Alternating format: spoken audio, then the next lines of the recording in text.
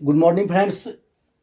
आज का टॉपिक्स जो है आप लोग का फुल वेव ब्रिज रेक्टिफायर्स है, जो बहुत ही इम्पोर्टेंट टॉपिक्स है। वेरी वेरी इम्पोर्टेंट टॉपिक्स है। इससे रिलेटेड आप लोग को चाहे कंपटीशन में हो और चाहे आपका सेमेस्टर के एग्जाम में हो, आप लोग को फुल वेव ब्रिज रेक्टिफायर से कुछ ना कुछ आपका क्वेश्चन जरूरी आता है। चाहे आपका पूछ देगा इसका रिपल फैक्टर क्या होता है, इसका एफिशिएंसी क्या होता है, तो या इसका बोल देगा कंस्ट्रक्शन बनाइए वर्किंग किस तरह से होता है। तो ये आपको फुल वेव ब्रिज रेक्टिफायर्स में पूछ सकता है। तो फुल वेव ब्रिज रेक्टिफायर्स क्या होता है, तो देखिए ये आपका कंस्ट्रक्शन है, यानी कि फुल वेव ब्रिज रेक्टिफायर्स का ये आप लोग का कंस्ट्रक्शन दिया है। देखिए इसमें क्या होता है कि आपको 4 डायोड होता है। कितना डायोड है? 4 डायोड होता है। 4 डायोड है। डायोड D1, D2, D3 और D4, 4 डायोड होता है।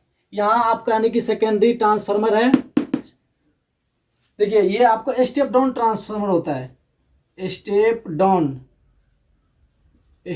ट्रांसफार्मर, ये आपका सेकेंडरी साइड है। इसका कंस्ट्रक्शन देखिए किस तरह से है। आपका ये यहाँ से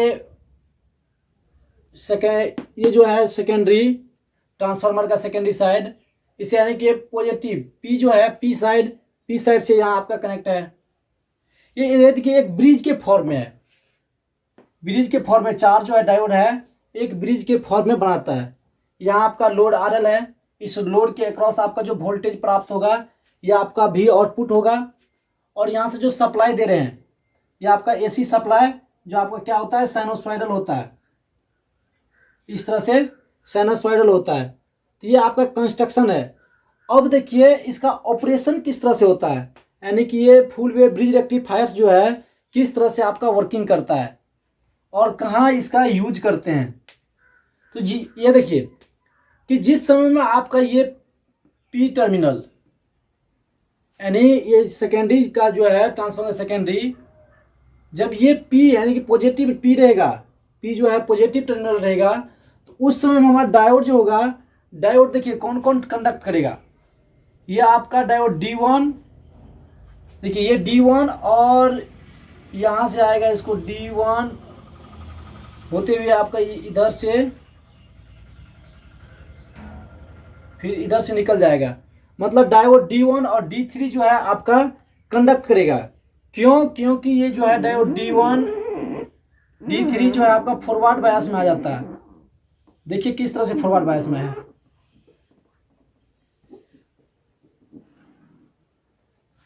जब ये पॉजिटिव रहेगा तो डायोड का क्या होगा, ये आपका पॉजिटिव हो जाएगा, ये आपका नेगेटिव होगा। लेकिन देखिए ये जो है आपका P है, तो ये डायोड D4 जो आपका क्या होगा, रिवर्स बायस में आ जाएगा। क्योंकि ये जब पॉजिटिव टर्मिनल है तो ये आपका पॉजिटिव होगा, ये आपका नेगेटिव होगा। तो ये आपका डायोड जो है करंट यहाँ से डायोड D4 से नहीं जा पाएगा। ये आपका जो डायोड D4 जो है आपका क्या हो जाएगा, रिवर्स बायस में। और देखिए ये आपका कंडक्ट यानी कि डायोड D1 जो आपका फॉरवर्ड बायस में है, यहाँ से करंट आएगा, फिर इधर यदि जाएगा तो फिर ये आपका यानी कि करंट इधर जाने नहीं देगा। क्योंकि डायोड D2 जो है आपका रिवर्स बायस में आ जाएगा, जो आपका ओपन सर्किट की तरह काम करेगा। तो करंट को किधर से जाना होगा, करंट को इधर से आना होगा, इधर से होते होते क्या करेगा, यहाँ लोड में जाएगा। यहाँ से जो करंट जो आएगा डायोड D1 से होते हुए आपको लोड में जाएगा, और लोड से क्या होगा फिर देखिए इधर आ जाएगा, यानी कि ये डायोड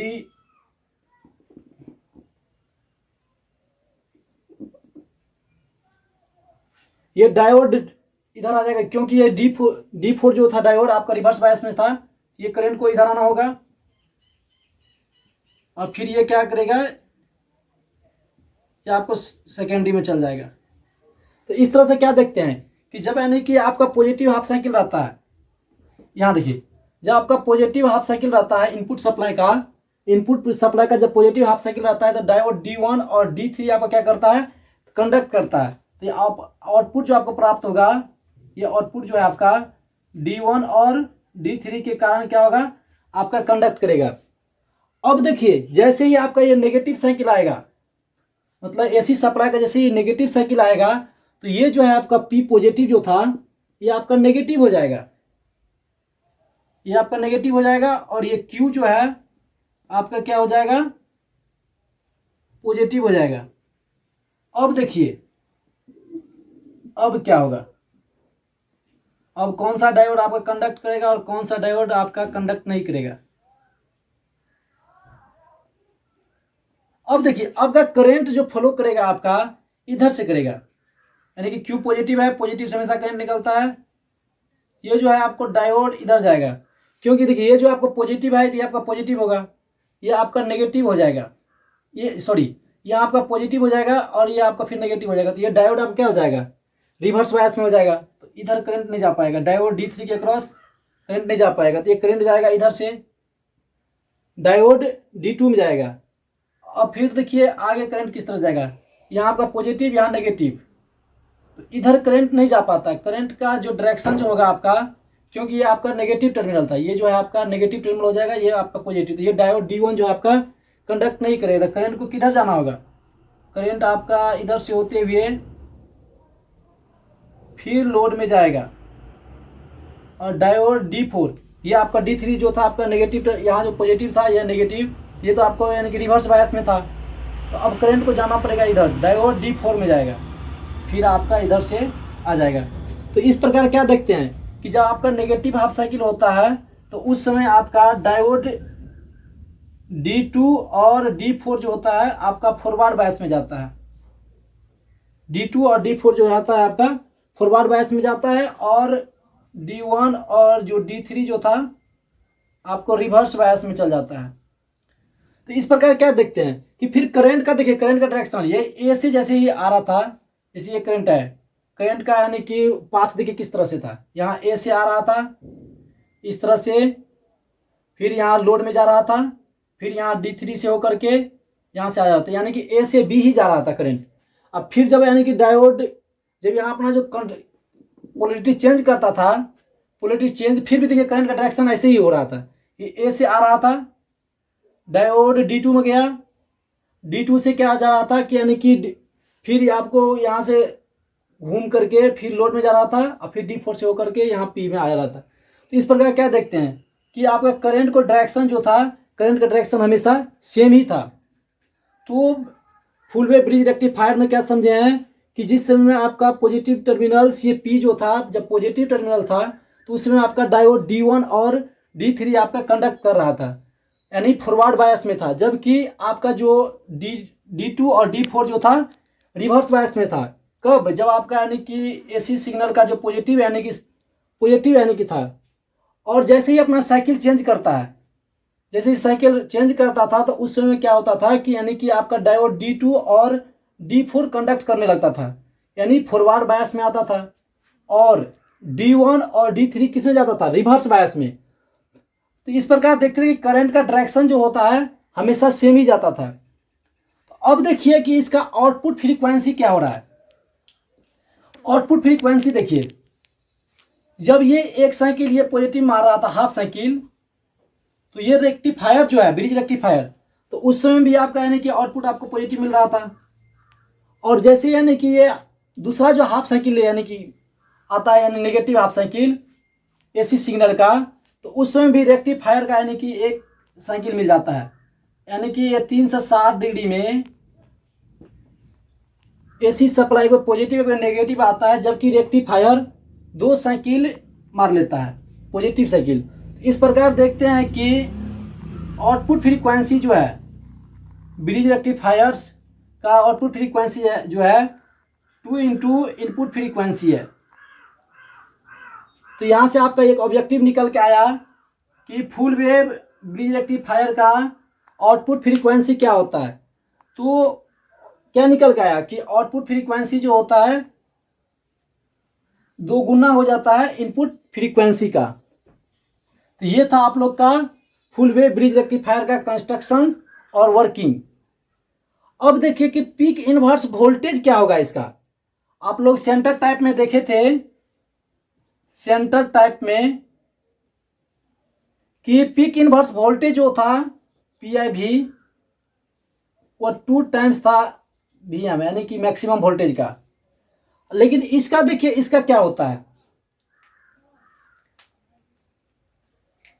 इसका क्या होगा। तो ये आप लोग यानी कि यहाँ कंस्ट्रक्शन और वर्किंग समझ गए होंगे कि फुल वेव ब्रिज रेक्टिफायर का कंस्ट्रक्शन और वर्किंग किस तरह से करता है। फुल वेव ब्रिज रेक्टिफायर जो होता है, आप लोग मोबाइल के चार्जर जब खोलिएगा तो मोबाइल के चार्जर में आप लोग का इस तरह का कंस्ट्रक्शन दिखता है। आप लोग के मोबाइल के चार्जर में ये आपका फुल वेव ब्रिज रेक्टिफायर दिखने को मिल जाएगा। देखिए पीक इनवर्स वोल्टेज इसमें क्या होता है।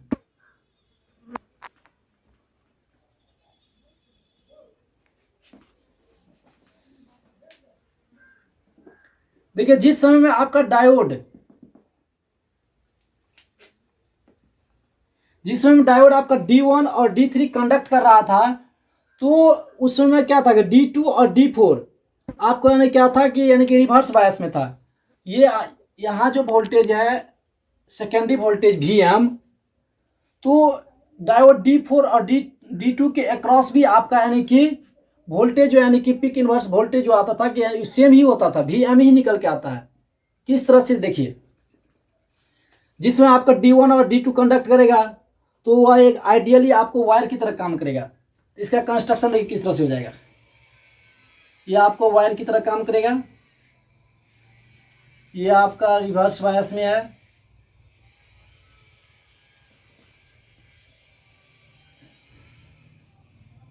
और ये देखिए ये भी आपका रिवर्स बायस में था। और ये डायोड D3 जो था आपको कंडक्ट कर रहा था, यानी आइडियली एक वायर की तरह काम कर रहा था। और यहाँ से कहाँ गया, D4 रिवर्स बायस में था ना, यहाँ से ये आपका लोड जो था, यहाँ से ट्रांसफार्मर सेकेंड इधर से, और ये हाँ यहाँ से क्या होगा, यहाँ से आपका इसमें था, और ये जो है इस तरह से कंस्ट्रक्शन था। देखिए जिसमें डायोड D1 और D3 कंडक्ट कर रहा था, ये आपका एक वायर की तरह कर दिया, एक शॉर्ट कर दिया, इधर से करंट आपका फॉलो कर रहा था। लेकिन किधर गया, D1 और D3 आपका कंडक्ट कर रहा था, जबकि D2 और D4 आपका रिवर्स बायस में था। यहाँ देखिए, यहाँ जो VM जो है वोल्टेज सेकेंडरी वोल्टेज, ये दोनों डायोड का आपको पैरेलल में दिख रहा है। तो पैरेलल में दिख रहा है, तो पैरेलल में क्या होता है, आपका वोल्टेज आपका यानी कि सेम होता है। तो इस प्रकार क्या देखते हैं कि पीक इनवर्स वोल्टेज जो होता है आपका डायोड D2 और D4 के अक्रॉस भी VM ही वोल्टेज होगा, यहाँ भी VM ही होगा। और जैसे ही अपना पोलरिटी चेंज करता है, जब यहाँ नेगेटिव हो जा रहा है और यहाँ पॉजिटिव, तो यानी कि नेगेटिव हाफ साइकिल में, तो उस समय क्या हो रहा था कि डायोड आपका D4 और D2 आपको कंडक्ट कर रहा था, और D3 और D1 जो था आपका रिवर्स बायस में था। तो इस प्रकार फिर जब इसका यानी कि कंस्ट्रक्शन बनाएंगे तो इसी तरह से बनेगा। आपका D2 जो होगा और D4 आपको एक वायर की तरह काम करेगा, शॉर्ट वायर की तरह, और D3 और D1 आपको आ जाएगा रिवर्स बायस में। तो फिर सेकेंडरी वोल्टेज होगा वो यानी कि सेम हो जाएगा डायोड D3 और D1 के अक्रॉस। तो पीक इनवर्स वोल्टेज क्या होता है, आपका peak inverse voltage secondary voltage के बराबर होता है। ये है आपका पीक इनवर्स वोल्टेज। अब देखिए कि इसका एफिशिएंसी किस तरह से निकालेंगे। इसका एफिशिएंसी किस तरह से निकालता है फुल वेव ब्रिज रेक्टिफायर का।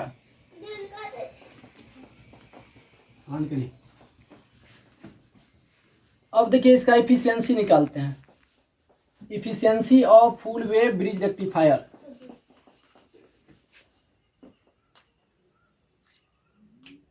efficiency, maximum efficiency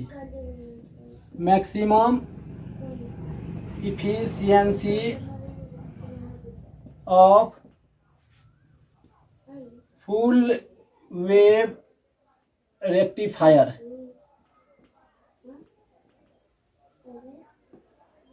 इसका एफिशिएंसी किस तरह से निकलता है, तो हम लोग जानते हैं कि इंस्टेंटेनियस करंट जो होता है, इंस्टेंटेनियस करंट बराबर क्या होता है, आप लोग का इंस्टेंटेनियस करंट बराबर जो होता है instantaneous voltage upon are F plus R L, यही होगा। ये जो है आर एफ जो है आपका डायोड का इंटरनल रेजिस्टेंस है, इंटरनल रेसिस्टेंस, इंटरनल रेसिस्टेंस है। ये आर एल जो है आपका लोड रेजिस्टेंस है, लोड रेसिस्टेंस।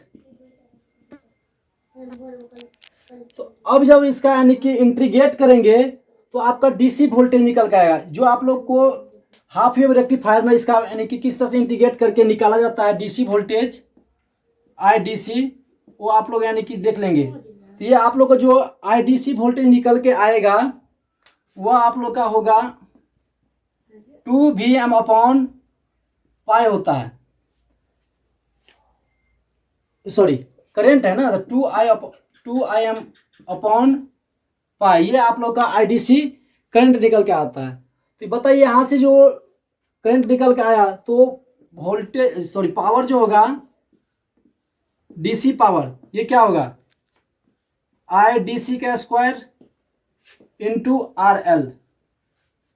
अब इसका वैल्यू बैठाइए, जब इसका वैल्यू बैठाएंगे आई डी सी का स्क्वायर कितना है, 2 Im पाई का स्क्वायर इंटू आर एल। इसको सोल्व करेंगे कितना आएगा, 4 Im का square into R L upon pi square. ये आप लोग का निकल के आया डीसी पावर। चलिए इसको रॉप करके आगे लिखते हैं।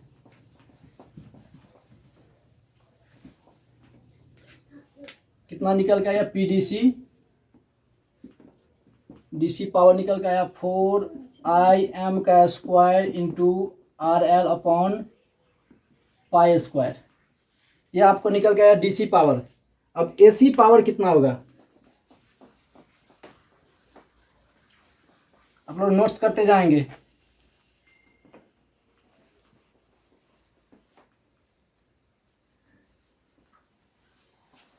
तो एसी इनपुट पावर निकालना है, ये आपका डीसी पावर निकला, output power AC input power, AC input power और क्या हो जाएगा, आई आर एम एस का square into R F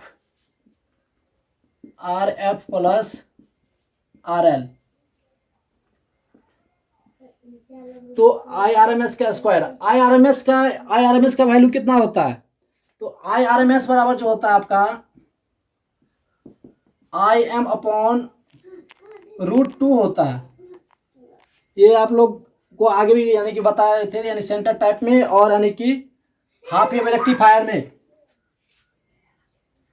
half wave rectifier में कि आई आर एम एस बराबर जो होता है आई एम अपॉन √2 होता है। तो यहां से इनपुट एसी पावर निकालिए, पी इनपुट एसी पावर क्या निकल के आएगा, आई आर एम एस का वैल्यू इतना है, तो आई एम अपॉन √2 का square into R L plus R F. इसको सोल्व करेंगे तो कितना होगा, आई एम का square into upon 2 into R L plus R F.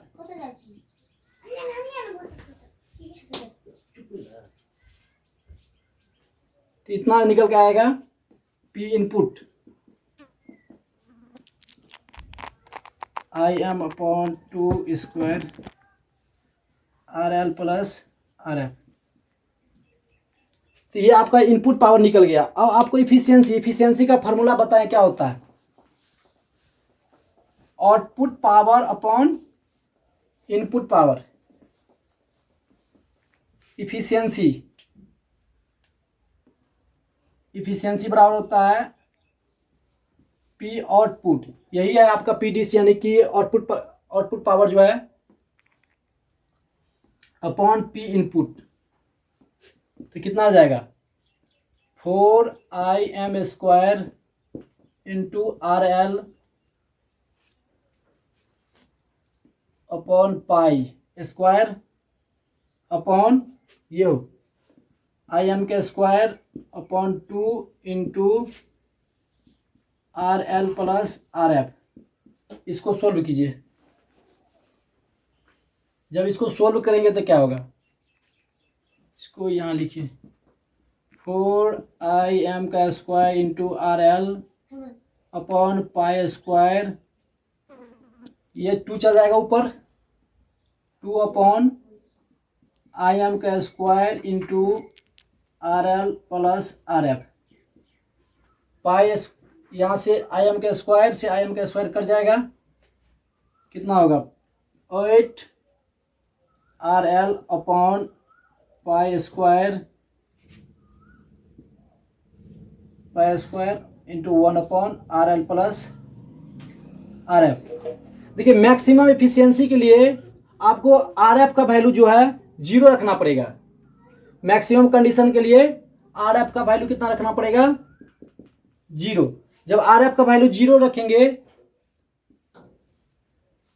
तो कितना निकल के आएगा एफिशिएंसी, ईटा इक्वल टू कितना आ जाएगा 8 are L upon pi square into R L, ये हो जाएगा। तो यहाँ से आर एल क्या हो जाएगा, कट हो जाएगा। तो ईटा इक्वल टू हो जाएगा यानी इफिशियंसी इक्वल टू हो जाएगा 8 अपॉन पाई स्क्वायर। अब देखिए जब इसको सोल्व करेंगे तब इसका वैल्यू कितना आएगा,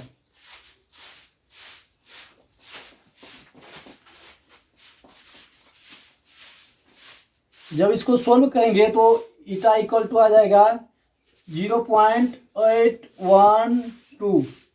जब इसको परसेंटेज में लिखेंगे, जब परसेंटेज में लिखेंगे तो 81.2%।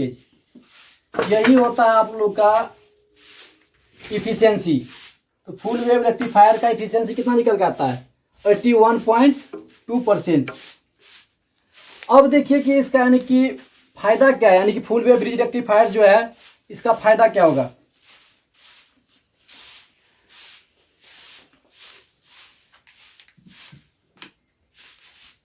ये बहुत ही इंपॉर्टेंट है। फुल वेव ब्रिज रेक्टिफायर्स का इफिशियंसी कितना होता है 81.2%। अब इसका एडवांटेज देखिए, एडवांटेज क्या है,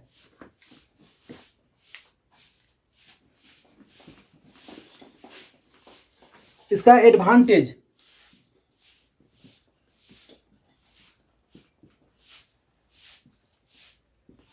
एडवांटेज ये है कि जब सेंटर टाइप यानी फुल वेव रेक्टिफायर जो पढ़ रहे थे उसमें आपको ट्रांसफार्मर जो यूज कर रहे थे उसमें नेसेसरी था कि ट्रांसफार्मर आपको यूज करना पड़ेगा हाई पावर का।